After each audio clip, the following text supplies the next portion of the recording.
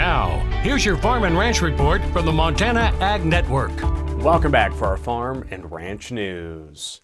It seems to be a love-hate relationship, that being agriculture trade between the U.S. and China, as exporters have sold $15.2 billion worth of American farm products to China in the first 6 months of 2021, and this is raising the possibility of record sales this year.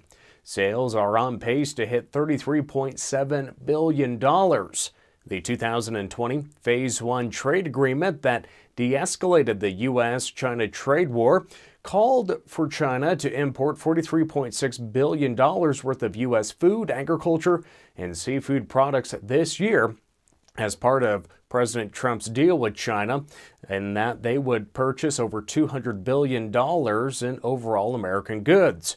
China is closer to meeting the target for agriculture than for other trade categories. This week, the USDA is scheduled to update its forecast of record ag exports of $35 billion to China for the fiscal year forecast. And on that same note, the increase in grain exports from the U.S. to Asia is being felt in the livestock sector.